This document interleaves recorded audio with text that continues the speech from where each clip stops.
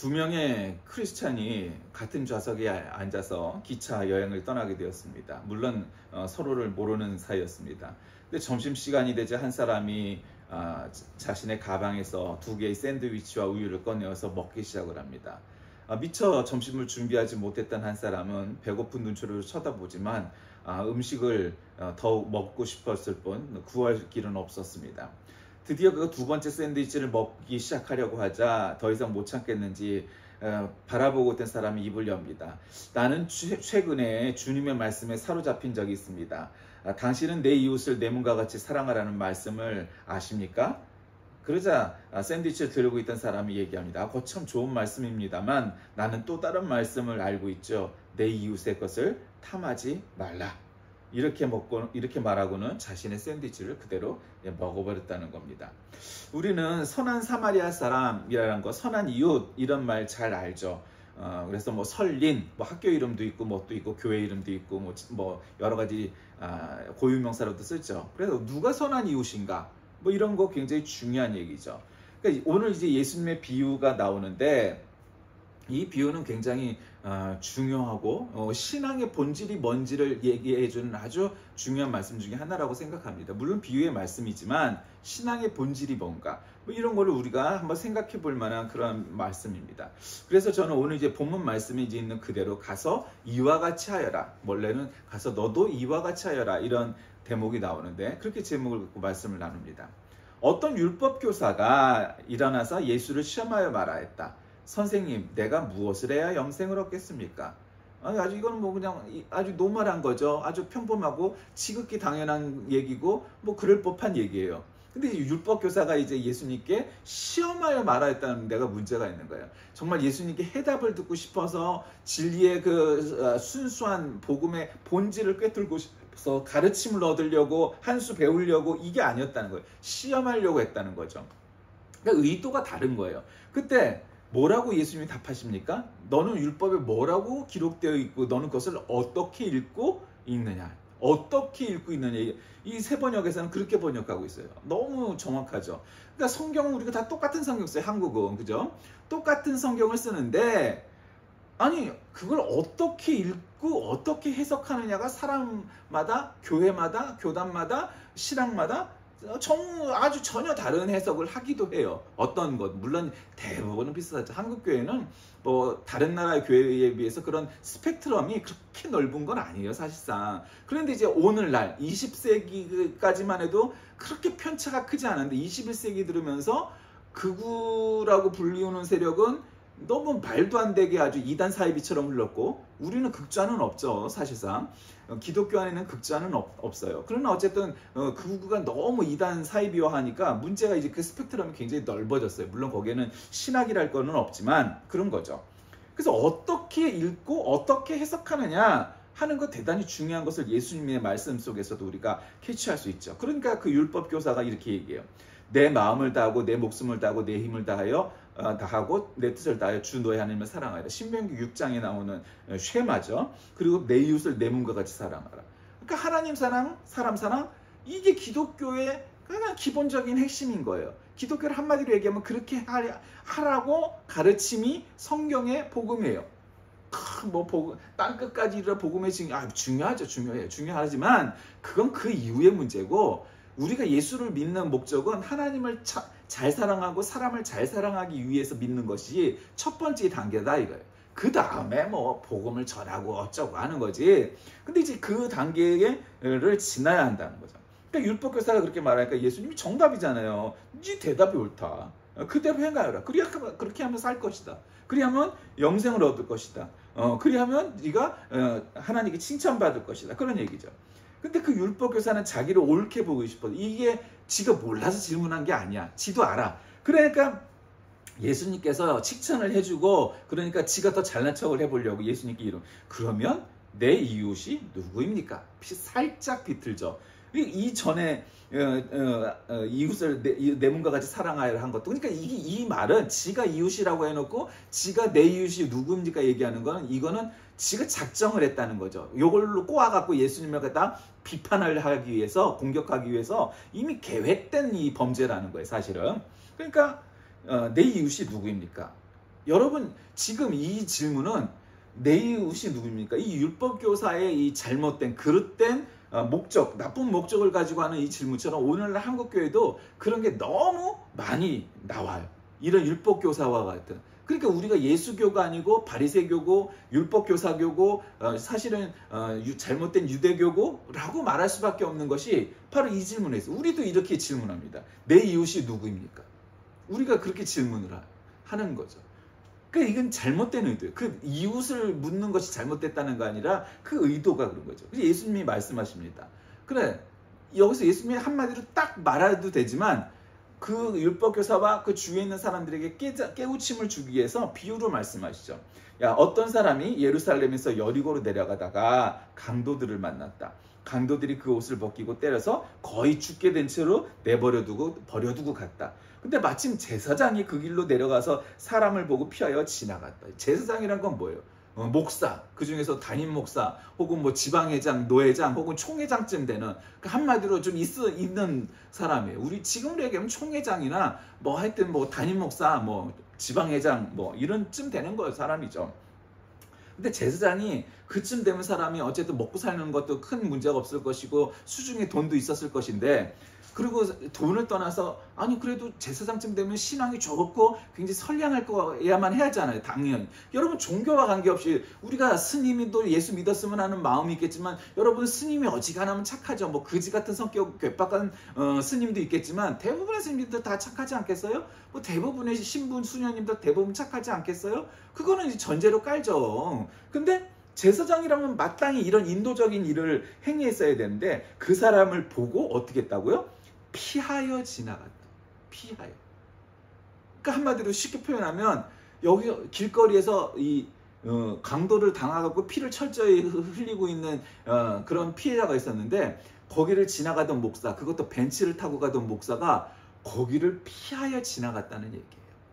내려갖고 괜찮으세요? 119 불러주고 경찰을 부르고 아니면 치료하려고 병원을 데려가고 이런 걸 한 게 아니라 피하여 지나갔다는 거죠. 여러분 오늘날 한국의 교회와 목사들이 이와 같지 않습니까? 너무 정확한 말씀이잖아요. 이렇게 살잖아요 요즘. 그게 아니라고 생각하는 사람은 헛소리를 하는 것이고 사실은 이렇게 살아요. 이 제사장처럼. 근데 이제 또 제사장이 문제하는 게 레위 사람. 이쯤 되면 이제 신자라고 봐야 되잖아요. 그렇죠? 비유니까.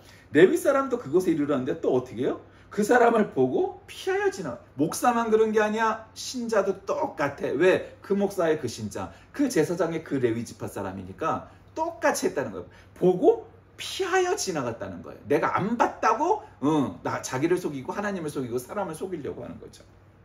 거짓말쟁이들.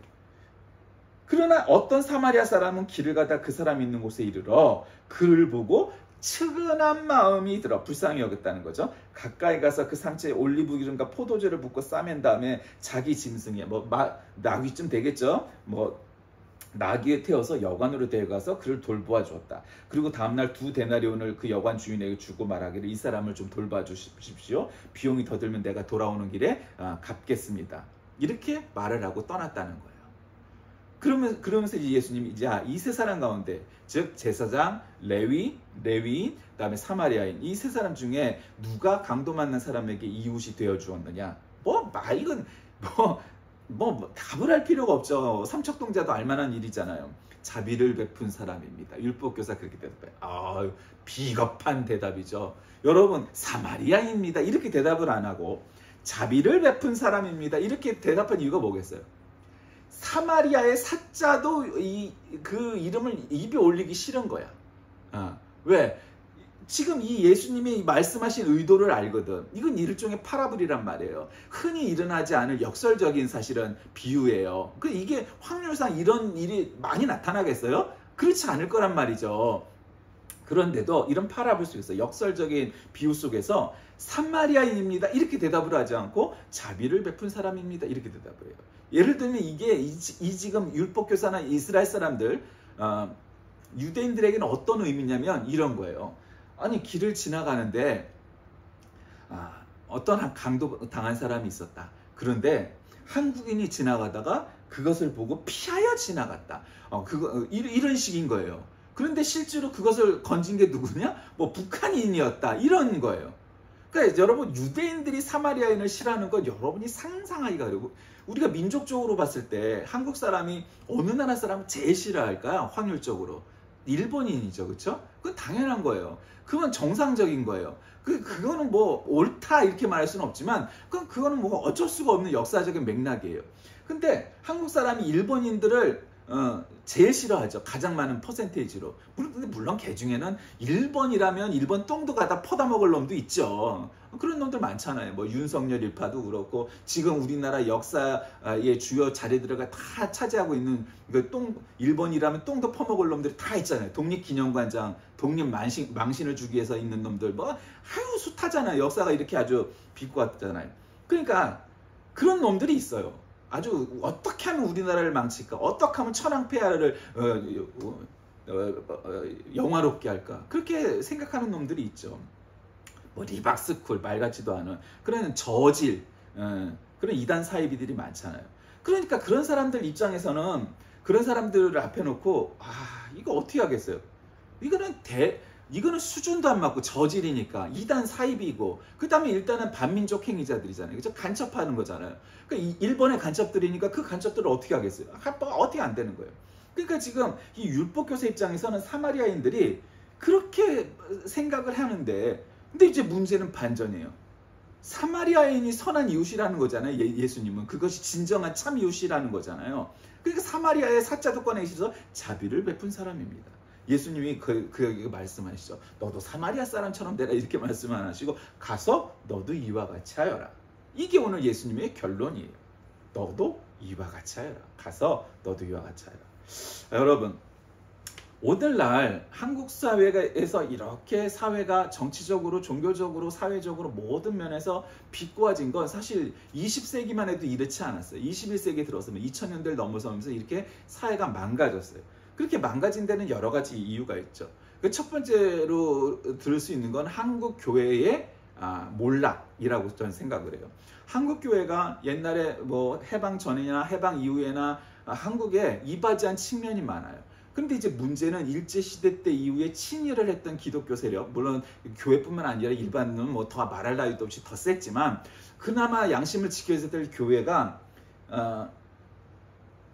신사 참배를 했던 사람들이 주도권을 갖지 않고 신사 참배를 반대했던 사람들이 주도권을 잃고 신사 참배를 찬성했던 사람들이 주도권을 갖게 돼요. 교회 안에서도. 정치나 사회에서도 마찬가지죠. 독립운동을 했던 사람들이 그렇게 되지 않고 친일파들이 나라의 이 주류를 이루게 되죠. 이제 그게 그러다가 이제 자기들이 친일파인 걸 갖다 도색을 하기 위해서 이제는 좋은 먹잇감이 나타나는데 반공 이제 하는 거죠. 그러니까 친일 반공은 같은 맥락이 되는 거예요. 진짜 반공이 아니라 친일했던 반민족 행위자들이 자신들을 윤색하기 위해서 채색을 하기 위해서 친일 반공 뭐 이런 걸 하는 거죠. 요즘은 뭐 보수 우파 자유민주주의 이따위 말을 하는데 어쨌든 그것의 뿌리는 결국 친일 공산당인 거죠. 그러니까 이 친일 공산당들이 결국 그렇게 나와요. 그러니까 여러분 그 사람들 입장에서도 이 사마리아인을 대하기가 껄끄러운 거예요. 그렇죠? 그러니까 그런 친일파들 입장에서도 누가 진정한 이웃인가 이거 답하기 어려워요. 그들에게 진정한 이웃은 일본이고 일본의 극우이고 천황이고 아베고 어쨌든 이런 거란 말이에요. 그 다음에 김일성이고 김정일이고 김정은이고 어쨌든 나라를 팔아먹고 우리나라를 망치게 해야 망하게 해야 그들에게는 그것이 목적이니까 그 사람들에게는 선한 이웃이겠죠. 또 양심적인 민족주의자나 평범한 국민들 입장에서도 또 마찬가지입니다. 우리 입장에서도 그것들이 이게 딜레마가 돼요. 야, 윤석열 같은 김정은 같은 아베 같은 천황 같은 그런 애들을 데려다가 그들이 닫혀있을 때 어떻게 할 것이냐 라는 질문 우리에게 똑같이 한다면 우리도 역시 이거 참 시험에 들 만한 질문이죠. 우리라면 어떻게 하겠습니까? 야, 이번 기회에 죽어야 되는데 인간적인 생각은 그렇죠. 이제 저 상황에서 그냥 내버려둬서 죽었으면 좋겠어요. 그런 놈들은. 그렇지 않겠어요? 그러나 인도주의적인 차원에서 인간의 양심상 그 다음에 크리스찬이 그것이 가능하고 그렇게 하는 것이 마땅하겠느냐 이 말입니다. 우리의 입장도 마찬가지예요. 그러니까 예수님이 율법 교사에게 가르친 이 교훈은 도대체 뭐겠어요? 야, 저 사람의 신분이 제사장인지 레위인인지 사마리아인인지 그런 신분이 중요한 게 아니라는 거죠. 그렇죠? 그럼 뭐가 중요한 거예요? 그들이 마음과 행동으로 이웃을 어떻게 대하느냐를 보면 그것이 참된 사람인지 거짓된 사람인지 구분할 수 있다는 거잖아요. 여러분, 제가 이 80년대만 해도 그런 딜레마가 있었어요. 신학이나 목회는 보수적인 사람들의 하는 말과 행동이 옳은 측면이 더 많았는데, 근데 이렇게 진보적인 사람들은 이 사상이 과격하잖아요. 그렇죠? 굉장히 신학이 성경을 해석하는 이론이 좀 급진적이잖아요. 그게 주류가 아니란 말이에요, 한국 사회에서는. 그리고 대부분의 우리 한국의 신자들은 보수적인 환경에서 크니까 이 진보적인 말을 하는 사람들의 생각이 참 그랬어요. 그런데 이제 문제는 그때만 해도 80년대만 해도 보수적인 교회와 보수적인 신학과 보수적인 사람들이 그게 정통인 것처럼 그렇게 생각되어진 시대였어요. 근데 이제 문제는 어디서부터 한국 교회가 망하기 시작하냐면요, 어느 한 교회가 있었어요. 큰 교회, 장로교회인데 그 교회가 자식에게 세습을 하기 시작을 해요. 그러니까 막 이제 이전에는 한 번도 없었던 일이에요, 우리나라에서. 그게 말이 돼? 자식한테, 아들한테 담임 목사 자리를 물려주려고? 근데 그게 지금 30년이 지나고 아마 한 4, 50년 다 돼가는 것 같은데, 결국 거기서 그 아들이 살인사건까지 났잖아요. 담임 목사를 죽이고 막 이런 사건까지 났어요. 근데 이제 문제는 그 한 교회만 문제고, 야, 저거 봐, 저렇게 잘못된 방법으로 세습을 하니까 교회가 문제잖아. 그래서 다른 교회가 막 총회에서 막 땅땅땅 이렇게 치면서 절대로 세습하면 안 됩니다. 그런데 또 다른 교회가 아주 세습을 무난하게 불법을 잘 행하면서 마치 윤석열이처럼 법을 이리저리 하고, 야, 니네 우리를 갖다가 치리하면 우리는 교단을 탈퇴할 거야 하면서, 그건 다른 교단인데 결국 아주 성공적으로 부자 세습을 갖다 이뤘습니다. 그러니까 전부 그런 일부 몰지각한 그러나 보수적인 소위 교파에 속해 있는 교회들이 부자 세습을 행하기 시작합니다. 그리고 그 부자 세습 교회들의 모임이 따로 있습니다. 그러니까 얼마나 그 사람들이 힘이 센지, 그 교회가 정치나 종교나 뭐 모든 면에서 큰 교회들이 모여가고 이 카르텔을 형성하니까 마약 카르텔만큼이나 위험하고 아주 위험한 그런 집단이 되어버렸습니다. 그래서 이제 한국 교회에서 부자 세습은 뭐 보편화됐습니다. 그것도 특히 뭐 가난한 미자립 교회가 부자 세습을 하면 누가 뭐라 하겠습니까? 그렇죠? 근데 그렇지 않아요. 막 10,000명, 몇천 명 되는 그런 대형 교회들이 부자 세습을. 그때부터 이제 한국 교회가 망하기 시작을 합니다. 그때부터 망하기 시작을 해요. 그때부터 망하기 시작을 해서 다른 면에서 다 나타나요. 그리고는 결론적으로 이런 결론을 얻게 되는 거죠. 옛날에는 20세기만 해도 보수적이고 복음적인 교회들이 비판할 거리는 있었지만 그래도 그들이 한국 교회를 지키는 주류고 그들 큰 일꾼이었다. 이게 팩트입니다. 그러나 이제 21세기 돼서 어떻게 됐어요? 결국 보수적이고 복음적이라고 말하는 교회들의 상당수는, 그리고 영향력을 발휘하는 앞장서는 그런 큰 교회들은 대개 다 부자 세습을 한 교회고 불법을 행하는 교회고 한국 교회를 망치고 있고, 그 힘에 의해서 한국 교회가 오늘날 이렇게 망가져가고 있고 세상으로부터 비판을 받고 있고, 오늘 본문에 나온 제사장과 레위인처럼 그런 욕을 먹는 사람들이 되었고, 가난한 강도당한 사람이 땅에 떨어져 있을 때 그것을 보고 피하여 지나가는 교회가 돼버린 거예요. 왜? 그렇게 비겁하게 그간 살아왔기 때문이죠. 그게 한국교회의 현실이에요. 한국교회가 정말 자랑스러울 때도 있었어요. 제가 신학대학을 들어갈 때만 해도 아무리 이 경쟁률이 낮아도 3대1 이상은 뭐 아무리 그게 최하야. 어떤 경우는 막 5대1, 뭐 10대1도 되는 학과나 이런 데도 있었어요. 80년대만 해도. 그리고 90년대부터 이제 살짝 내려가더니 2000년대 들어서 이제는 뭐 2대1이면 뭐 경쟁률이 높은 시대가 되어버렸어요. 왜 그렇겠어요? 예전에 한국교회가 그렇게 젊은 후세대들에게, 다음 세대들에게 그렇게 어떤 모범이 되고 이게 비전이 있어 보이고 그랬던 시대를 지났다는 거예요. 한국교회 어른들이 모범이 되지 않고 별로 자랑스러운 시대가 안 되게 돼버렸다는 거예요. 여러분, 그건 굉장히 우리에게 중요한 의미를 가져요. 가난한 집에서 살아도요, 그 가난한 집의 아이들이요, 정말로 건강하고, 그렇게 잘 뭐 부잣집처럼 잘 안 먹였는데도 건강하고, 정신도 건강하고, 학교도 잘 다녀서 학교도 잘 졸업하고, 또 취직도 잘하고, 이렇게 살아가고 커가고 있는 애들을 보면은 그건 참 자랑스러운 일이에요. 야, 남들처럼 뭐 유학도 못 보내주고, 남들처럼 뭐 차도 못 사주고, 남들처럼 뭐 돈으로 처발처발도 안 해주고, 그렇게 키웠는데 잘 건강하게 자라갔다. 그거는 부모의 자랑이고 자부심이 되는 거예요. 그런데 내가 부자야. 그래갖고 그냥 뭐 옷이며 신발이며 뭐 학교며 뭐 그냥 돈으로 처발처발해갖고 키웠어. 그런데도 걔가 싸가지가 없다면 아무 의미 없죠. 그런 애들 많잖아요. 예. 그런 애들 많아요. 그러니까 여러분, 오늘날 한국 교회가 교세가 적어서 문제입니까? 아니에요. 여러분 70년대 80년대만 해도 한국에서 제1종교, 신자가 제일 많은 종교는 불교였어요, 그때. 근데 지금은 뭐라고 말해요? 불교라고 얘기 안 해요. 기독교가 1위예요.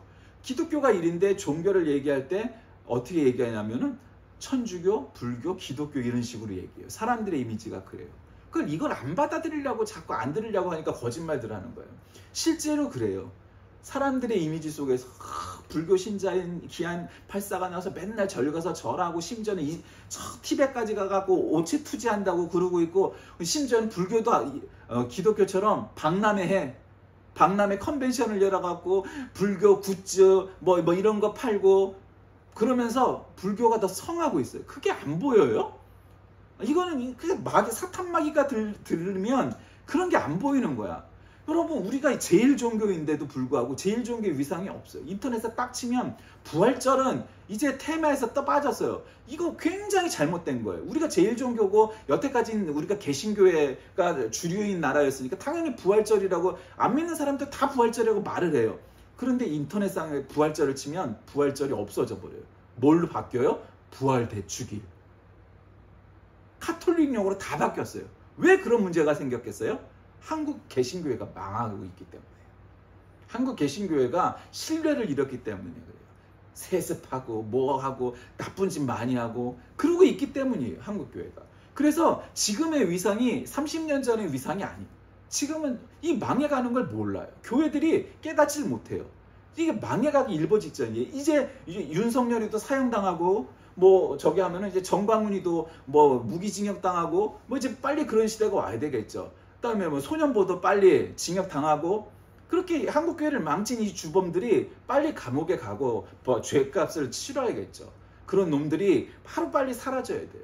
그냥 오직 순수한 복음의 열정을 갖고 있는 그런 순수한 사람들이 평가를 받아야지, 그렇게 정치 목사들이 앞장서 갖고 한국교회를 극우화하고 부자 세습하고 그리고 또 장사하고, 얼마나 장사를 많이 해. 노인네들 푼돈 다 뻗어내려고 리박스쿨 만들고 뭐 이런 것도 결국 뭐예요?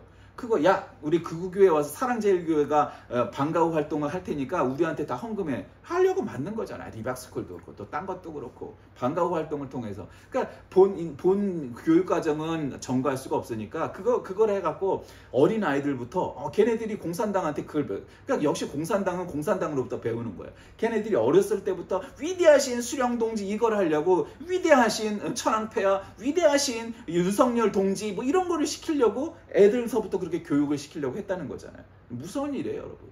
오늘날 한국교회가 교회 학교가 무너져 내려가고 있고 옛날 같지 않은 까닭은 바로 그렇게 말씀을 철저히 안 가르쳐서 정광훈 같은 애가 나타나는 거예요. 즉 잘못 가르친 거죠. 걔를 가르친 부모나 교사, 목사가 얼마나 걔를 잘못 가르쳤으면 그따위 잘못된 애가 나왔겠어요. 그러니까 이완용이 같은 애가 또 나온 거란 말이에요. 제2의 이완용이가. 그러니까 여러분, 이런 게 문제인 거예요. 여러분, 예수님께서 왜 율법교사에게 그런 말을 하셨겠어요? 그거는 굉장히 중요한 거예요. 오늘날 우리는 이렇게 말하는 거예요. 그런 정광훈이식의 대답을 하고 그런 극우 이단 사이비식으로 얘기를 하면 이런 거예요. 야, 제사장이 보고 지날 때는 그만한 이유가 있었을 거야. 레위인이 그것을 보고 그냥 지나갔을 때는 그만한 이유가 있는 거야. 하나님의 깊은 뜻이 있는 거야. 사마리아인은 더러운 놈이니까 그 더러운 사람을 만져도 돼 라고 말하고 있는 거예요. 근데 성경은 그렇게 말씀 안 하세요. 왜 성경은 사람 같지도 않고 정말로 입에 올리기도 싫어하는 사마리아인이 굳이 그런 일을 하셨다고 예수님은 말도 안 되는, 사실은. 그러니까 일상적으로 별로 일어나지 않을 정말로 파라볼, 역설적인 비유를 들으시면서까지 이 율법교사에게 그렇게 대답을 하셨을까요? 그 상식적으로는 야, 사마리아인보다 우리 유대인들이 더 착하지. 야, 사마리아인보다 우리 유대인들이 더 신앙심이 깊지. 야, 사마리아인보다 우리 유대인들이 더 훌륭하지. 사마리아인보다 우리 유대인들은 더 착해. 그게 유대인들이 갖고 있는 우월의식이었어요. 유대인이라면 100이면 100다 그렇게 생각을 했다고요. 그런데 실상은 어땠냐는 거죠. 예수님의 비유는 너희들은 그렇게 생각하고 믿고 있지, 유대인들이 사마리아인보다 훨씬 나은 사람들이라고 말하고 있고 더 좋은 신앙을 갖고 있다고 생각을 하지. 그런데 이런 일이 벌어졌어. 유대인들, 그중에 유대인 중에 유대인인 제사장과 레위인은 거기를 보고 피하여 지나가 버렸어. 그런데 그 강도당한 사람을 구한 사람은 누군지 아니? 야, 사마리아인이네? 이거 어떻게 할 거야? 이거 어떻게 할 거냐는 거죠. 거기 대답을 이 질문에도 율법교사가 대답을 못해요. 오늘날 한국교회도 똑같은 질문을 하는 거예요. 예를 들면 이거예요. 아주 노골적인 표현을 하면은 우리는 대단히 착하고 대단히 선민의식이 있고 우리는 영생을 얻은 사람들이고 우리는 아주 옳은 길을 사는 사람이고 우리는 복음적이고 뭐 이따위 생각을 한단 말이에요. 그 생각이 틀린 건 아니지만 지금의 생각은 틀린 거예요. 이런 거예요. 오늘날 이 사마리아인과 같이 여기는 사람들이 누구 있어? 한국교회에서 동성애자들이에요. 동성애자들. 그래서 동성애 차별법, 차별금지법 이거 자꾸 반대한다고 그러잖아요. 그러니까 결국 그 얘기는 뭐예요? 야, 동성애자들을 갖다가 그 동성애자뿐만 아니라 장애인들, 모든 피부와 종교가 다른 사람들을 차별하는 금지법을 반대함으로써 결국 그것의 목표가 되는 게 뭐예요? 차별금지법은 나쁜 거야. 그럼 어떤 거 해야 돼? 천황폐하 만세법. 윤석열이가 이 내란을 일으켜갖고 쿠데타를 일으켜갖고 이걸 갖다가 이 개헌국가를 만들고 북한하고 이 전쟁을 일으켜갖고 통일이 돼서 우리가 통일 대통령, 그래 영구히 우리가 한국의 대한제국의 왕이 될 거야. 이게 김건희의 꿈이었단 말이죠. 그러니까 우리가 대한제국의 왕이 될 테니까 너희들은 다 수구려. 그렇게 가려고 했던 거예요. 그 말도 안 되죠. 무슨 일본 천황은 그렇게 빨아주면서 무슨 지가 또 왕이 되고 그래. 그러니까 일본 황제가 있으니까 우리는 왕이 되려고 했나? 그러니까 말도 안 되는 논리로 그렇게 세상을 이끌어 가려고 했던 거예요. 그러니까 동성애자들은 이건 나쁜 시키들이고 윤석열 이거는 영웅이 되는 거고 그렇게 말을 하는 거예요. 그러니까 여러분이 세상에 그런 게 어디 말도 안 되는 거를 여기서 자꾸 이렇게 이 율법교사와 같이 말도 안 되는 논리를 펴면 안 되는 거예요. 예수님이 말씀하신 본질이 뭐예요? 야, 네가 오른쪽에 있든지 왼쪽에 있든지 빨간 쪽이든지 파란 쪽이든지 나는 대단히 잘났어. 나는 복음주의고 나는 큰 교 다니고 나는 큰 교회고 나는 목사고 장로고 신앙이 몇 년 됐고 야, 그때 이게 필요가 없는 거야. 저 강도당한 사람을 딱 봤을 때 무슨 생각이 드느냐? 야, 보고 피하여 지나가야지 라고 말하는 사람들은 그건 신자 아니라는 거예요. 선한 이웃이 아니라는 거예요. 그건 가짜 신자라는 거예요. 한마디로. 그런데 나는 핍박받는 사람이야. 나는 핍박을 당하는 사람이야. 그럼에도 불구하고 그래서 나는 지나가도 저 자식은 원래 그런 나쁜 놈이야 라는 비판을 받을 수도 있음에도 불구하고 그런 욕을 맨날 먹고 삶에도 불구하고 그 피해를 당한 사람을 인도적인 차원에서 그 사람이 사마리아인인지 유대인인지 따지지도 않고 그 사람을 치료해주고 여관에 맡겨서 돈도 맡겨갖고 나중에 돈이 더 들면 내가 갚을 때니 이 사람을 잘 치료해주쇼 했던 사람이 사마리아인이라는 거예요. 왜 우리는 이런 딜레마에 빠질까요? 우리 대부분의 한국교회 목사들과 신자들은 어떤 길을 택할까요? 정말 이 강도로 만난 사람을 갖다 구하여 줄까요? 아니면 피하여 지나갈까요? 저는 단언할 수 있습니다. 피하여 지나갈 사람들이 진짜로 많을 거예요. 왜? 그게 편하니까요. 그 꼴 안 봐도 되고 괜히 내 돈 들여가면서 저 사람을 구하는 게 그렇게 별로 없으니까요. 그럼 일반 사람 중에는 어떨까요? 제가 아주 더 노골적으로 표현할까요? 안 믿는 사람 중에는 이 사람을 구할 사람이 많을 거예요. 여러분 충격적이지 않으세요? 근데 전 그렇게 생각합니다. 왜 이런 이유가 됐다고요? 옛날에는 그리스도인 크리스찬들은 믿지 않는 사람보다 훨씬 착하고 자비가 있었어요. 그게 사실이에요. 그게 어느 나라를 가도 마찬가지죠. 종교가 없는 사람보다 종교가 있는 사람이 착한 거는 그건 상식이에요. 어느 나라나. 우리나라도 그랬어요. 근데 21세기 돼서 어떻게 됐느냐? 믿지 않는 사람들은 그 영향 때문에 한국 교회가 병원도 만들고 적십자도 만들고 사회복지법인도 만들고 그래갖고 많은 사람들 도왔던 그 문화권 안에 있었기 때문에 그 사람들이 그 기독교 문화에 젖어 있어서 지나가다가 이 술박스가 이렇게 떨어지니까 거기를 이렇게 치우는 거 자신들이 차 세우고 나와서 청소하는 사람들 보게 돼요. 갑자기 다친 사람이 여기 있으면은 이 사마리아인처럼 야, 이 사람 빨리 119 불러갖고 경찰 불러갖고 앰뷸런스 불러갖고 보내줘야지. 안 믿는 사람들 다 그렇게 상식적으로 해요. 왜? 기독교의 영향이 있었으니까 그것이 기본이고 상식이고 교양이라고 생각을 해요. 내가 평상시에는 잘 못 드러내다가도 그런 일을 당할 때 내가 저렇게 선량한 일을 함으로써 그래도 내가 참다운 선량한 이웃이 돼야지, 자랑스러운 대한국민이 돼야지, 이런 의식이 우리에게 있어서 평상시에는 뭐 땡땡거리다가도 그런 일을 당하면 도와요. 안 믿는 사람들. 한국 국민들이 보통 그렇단 말이에요. 그래서 외국 사람들이 대단하다 이렇게 말하는 거예요. 아니 어떻게 저렇게 할 수가 있지? 아니 어떻게 119 앰뷸런스가 모세처럼 갈라지는 그 차길 사이로 갈 수 있지? 중국은 상상도 할 수 없는 일이에요. 그걸 중국 사람이 그렇게 했더라고, 동영상에서. 근데 왜 옛날에 그 기본을 만들고 가르쳤던 크리스찬들은 21세기 들어서 이 강도당한 사람을 보고 피하여 지나가는 사람들이 돼버렸느냐는 거예요. 여러분, 이 의식도 그렇게 인식을 못하는 것도 그 정말 문제인 거고요. 그 모르는 놈들 많죠. 지금 이단 사이비들서부터 그런 놈들이 된 거예요. 이 모든 범죄의 원흉 중에 이단 사이비들이 있는 거예요. 그리고 뭐 정통 교회 안에 있다고 말하지만 사랑제일이나 세계로나 이런 이단 사이비 목사들이 있는 거예요. 이건 극우도 아니죠. 이건 이단 사이비죠. 그거 정확하게 얘기를 해야 돼요.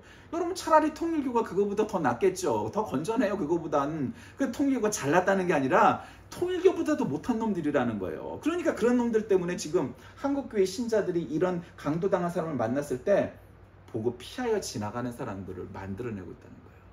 그건 예수의 길이 아니에요. 그러니까 우리는 예수교가 아니고 바리새교예요. 사탄 마귀교가 되어가고 있다는 거죠. 그러니까 뭐 신학이 어쩌고 뭐 복음이 어쩌고 그런 거 다 소용없어요. 강도당한 사람을 만났는데 여러분 어떻게 할 것입니까? 이 제사장처럼 이 레위인처럼 보고 피하여 지나가겠습니까? 아니면 이 사람을 갖다 데려다가 치료해주고 여관에 맡겨주고 돈도 주고 하는 사람이 되겠습니까?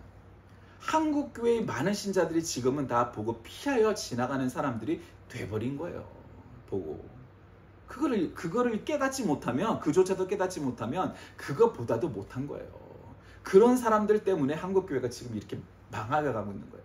이제 멸망의 길이 마지막 단계 전까지 온 것 같아요. 이제 한 방이 빵 터지면서 이젠 한국교회 신자가 된 것 자체가 부끄러운 단계까지 이제 올 거예요. 핍박받는 단계까지 올 거예요. 야, 너는 왜 정치계에서는 그런 말도 있어요. 야, 기독교 신자라고 하면 에이씨, 기독교 신자죠.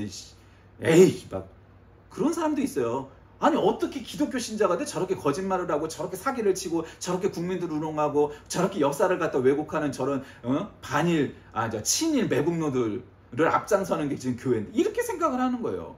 그때 이제 그놈도 나이를 처먹은 놈인데 왜 저렇게 생각하냐는 거죠. 한국 사회를 이끌어온 거에 굉장히 중추가 한국 교회였는데 그거를 인정해야지. 지금은 아니지만 그런 시대가 있었단 말이에요. 그렇게 변해버린 거예요. 이걸 인식하지 못하면 신자들은 착해, 우리들은 저 강도당한 사람들을 지켜줄 거야, 구해줄 거야, 도와줄 거야. 아니요. 한국교회는 지금 그럴 계제가 아니에요. 다 보고 피하여 지나가는 게 이 제사장과 레위인처럼 하는 게 한국교회가 돼버린 거예요. 이 말씀이 오늘 우리에겐 제사장과 레위인이 보고 피하여 지나간 게 한국교회를 향하여 하나님이 주시는 말씀이구나. 그런데 우리가 동성애자라서 싫어하고 불교 신자라서 싫어하고 카톨릭이라서 싫어하고 신앙이 없어서 싫어하고 정치 색깔이 달라서 싫어했던 꼴 같지도 않고 나보다 못난 것 같은 그놈이 바로 이 강도당한 사람을 구하여 줘버렸다는 거예요. 이게 우리의 현실이에요. 내가 제사장이니까, 내가 레위인이니까 난 더 잘났다고 생각하고 살았는데 실상은 그 사람을 보고 피하여 지나가 버린 거예요. 한국교회가. 그래서 비판을 받고 있고 욕을 먹고 있는 거예요. 기독교 신자라고 하면 이를 가는 사람들이 생겨나기 시작하는 거예요. 에이, 저 나쁜 놈의 새끼들. 이렇게 말을 하는 거예요. 왜? 강도당한 사람을 구하지 않고 보고 피하여 지나가 버리는 거예요. 그게 오늘날 한국교회 현실인 거예요. 이걸 깨닫지 못하면 여러분 큰일 납니다. 이제 한국교회에서 개신교 신자라고 그러면 이단 사이비처럼 되는 거예요. 이게 이단 사이비 화돼가고 있는 거예요 지금. 그 사람들이 욕을 해도 크게 달리할 만 없어요. 여러분, 일부만 그런 거지 다수는 안 그렇습니다. 이렇게 말하고 싶어요 저도. 그런데 뭐예요 다수가? 차별금지법 그거는 반대해야 되고. 도대체 차별금지법을 왜 반대해야 되는데? 여러분, 윤석열 방지법, 극우 방지법을 그걸 먼저 해야 되는 거 아니에요? 아니 윤석열이 잘못했지 동성애자들이 그렇게 더 잘못을 했나? 그 여기서 말 같지도 않습니다. 동성애자들이 나쁜 새끼들이지 왜 윤석열 각하께서 나쁜 놈입니까? 이렇게 생각하는 놈 자체가 나쁜 놈인 거예요. 사탄마귀가 들린 거죠. 아니 윤석열은 전쟁을 일으켜서 수백만 명을 갖다 죽이려고 했던 놈인데 이걸 머리가 나빠서 이루지 못했다고 해서 아니 수백만 명을 죽이려고 했던 놈은 좋은 사람이고 아니 동성애자들은 그 사람들은 남을 죽이려고 했던 사람도 아닌데 이 새끼들은 나쁜 놈이야? 아니 도대체 무슨 논리가 그렇게 황당한 논리가 있어요? 아니 히틀러가 나쁜 놈이지 유대인 중에도 나쁜 사람은 있지만 유대인이 나쁜 놈입니까? 아니 그 말이 되는 소리를 해야지. 그 시대에는 유대인들이 지금의 동성애자들 같은 존재였어요. 유대인이란 이유만으로 저들은 다 죽여야 돼. 그래서 결국 600만 죽였잖아요. 그리고 얻은 결론은 뭡니까? 아 우리가 잘못 생각했구나. 유대인이 나쁜 놈이 아니라 히틀러가 나쁜 놈이라는 거를 600만 명을 죽이고 나서 깨달은 거예요. 그렇게 사람이 어리석어. 그걸 그 전에 몰라. 그 지금도 마찬가지예요. 윤석열이 같은 영웅이 나타나서 동성애자도 죽이고 뭐도 죽이고 제일 먼저 기독교 신자들이 죽어요. 독재가 나타나면. 공산당이 나타나면. 그러니까 지금 윤석열과 그 일파 그다음에 극우 기독교들을 걔네들이 다 빨갱인 거예요. 그래서 왜? 신앙을 가진 사람들을 다 쳐 죽일 거기 때문에. 여러분 이걸 깨닫지 않으면 오늘날 가서 너도 이와 같이 하여라 하는 이 예수님의 말씀이 무슨 말씀인지 모르는 거예요. 야, 우리는 신학적으로 뭐 어쩌고, 우린 정통이고, 여러분 그게 중요한 게 아니에요. 강도당한 사람을 만났을 때 보고 피하여 지나가는 사람인지 아니면 그를 정말로 가서 도와주는 선한 이웃인지 한번 생각해 보세요. 오늘날 한국교회가 이렇게 망가진 것은 바로 그렇게 강도에게 자비를 베푼 선한 사마리아 사람처럼 하지 않고 제사장과 레위인처럼 피하여 지나간 그런 한국교회로 변질, 썩어버렸기 때문입니다. 한번 스스로 생각해 보세요. 그런 강도를 만났을 때 기독교인이라면 정말로 도울 것인가? 안 그런 사람들이 더 많아졌다는 거예요. 말씀을 정리합니다. 오늘날 한국교회가 그렇게 자랑스럽던 한국교회가 이렇게 망가진 것은 몇십 년이 안 됐어요. 21세기에 들어서는 이렇게 망가졌어요. 그리고 정광훈이 같은 소년본가? 뭐 그놈 같은 그런 나쁜 놈들도 있지만 그런 놈들 때문에 한국교회가 이렇게 망가지는데 역사가 기록할 거예요. 지들은 영웅인 것처럼 생각하죠. 여러분 이원영도 그랬어요. 그 시대에 김일성도 그랬어요. 그 시대에 지들이 다 영웅인 줄 알았죠. 윤석열이도 그랬어요. 그런 놈들이 한국을 망치고 반민족 행위를 하고 한국 교회와 한국 민족을 망치게 하는 바로 그 주범인 거예요. 역사가 그거를 아는 거예요. 역사를 왜 공부하느냐면 예전에 이런 똑같은 말 똑같은 행동을 했던 놈들이 결국 나쁜 놈들이었다는 거를 역사가 지나서 깨우치는 거예요. 지금도 히틀러 빨아주는 놈들 있죠. 나치주의자들. 지금도 일본의 군국주의자들 있죠. 극우들. 한국에도 결국 이승만 박정희 빨아주고 있는 그런 나쁜 놈들이 있죠. 왜? 그렇게 나쁘게 한국을 망쳐야 돼요. 사탄마귀가 득세를 해야 돼요. 그래야 자기들이 기뻐. 공산당화되고 일본의 식민지가 되고 이래야 그 기쁜 거야. 이 사탄마귀들은. 그러나 그렇지 않죠. 한국은 한국 거지 뭐 북한 거야 일본 거야 말도 안 되는 얘기잖아요. 주인이. 이 나라의 주인은 한국 국민이죠. 그리고 진정한 주인은 하나님이시죠. 그러니까 하나님이 기뻐하시는 사람들로 채워져야지. 나라를 팔아먹는 놈들, 공산주의자들, 군국주의자들, 나치주의자들, 윤석열주의자들, 박정희주의자들, 이승만주의자들 이런 나쁜 놈들 때문에 이렇게 하면 안 된다는 거죠. 그들은 이 강도당한 사람을 보고 원래 피하여 가던 놈들이에요. 원래. 그러면서 그를 치료해주던 우리 교회를 보고 야 그렇게 하지 마. 너희들도 우리처럼 그냥 피하여 지나가. 이렇게 말하고 있는 겁니다. 사랑은 말로 하는 게 아닙니다. 마음과 몸으로 행하는 것이죠. 나는 사마리아인이 아니야. 난 제사장이야. 난 레위인이야. 이런 자랑거리가 우리에게 아무 의미가 없습니다. 이런 강도당한 사람을 만났을 때 여러분은 어떻게 하시겠습니까? 거기서 우리 한국교회의 이 진위가 가려진 겁니다. 그리고 그것이 어느 정도 판단이 됐습니다. 이것을 뒤엎으려면 어떻게 되느냐? 강도 만났을 때 그 강도를 도와주십시오. 그리고 이 도망을 갈 제사장과 레위인을 비판하십시오. 그러지 않으면 한국교회가 점점 망가져가고 망해갈 것이고 이제 한 10년, 20년 뒤가 되면은 한국교회 개신교 신자들을 향해서 사람들이 의식이 너는 왜 그렇게 나쁜 놈이 되었어? 그것만으로도 비난받는 시대가 올 겁니다. 그러지 않으려면 지금도 우리가 회개하고 미스바에 모였던 이스라엘 사람들처럼 우리도 회개하고 다시는 이런 이단 사이비들이 날뛰지 못하도록 한국 교회의 본질과 이전의 자랑스러운 유구한 역사를 다시금 회복하여서 가난한 이웃을 돕고 나라를 위하는 애국 교회가 될 때 진정으로 우리가 참다운 신자가 될 것이고, 오늘 본문 말씀에서 가서 너 그렇게 행하라는 이 예수님의 말씀처럼 될 것입니다. 우리 모두가 이 말씀에 순종하여서 정말로 한국 교회가 이와 같이 참다운 강도당한 사람을 돕는 저와 여러분 다 되시길 주의 이름으로 간절히 기도합니다. 살아계신 하나님, 오늘날 우리의 삶 속에서 한국교회가 이와 같이 망가지고 정말로 보통 깨닫지도 못할 만큼 한국교회가 이렇게 비난을 받는 것은 그럴 만한 이유가 있습니다. 왜냐하면 마음속에서는 우리 신자들은 그 강도를 도와준 선한 사마리아 사람처럼 그렇게 살고 있지 않나? 라고 말을 하면서 실제로 대부분의 신자들은 전부 다 보고 피하여 지나갔기 때문입니다. 내가 먼저 그 피 묻은 강도당한 사람을 돕는 사람이 되게 하시고 한국교회가 그렇게 되게 하시고, 그래서 이단 사이비들이 난무하는 이 속에서 내 손해가 되더라도 복음을 지키고 내 목숨이 위협을 받더라도 신앙을 지킬 만한 신자들 다 되게 인도하여 주옵소서. 예수님의 이름으로 간절히 기도드립니다. 아멘.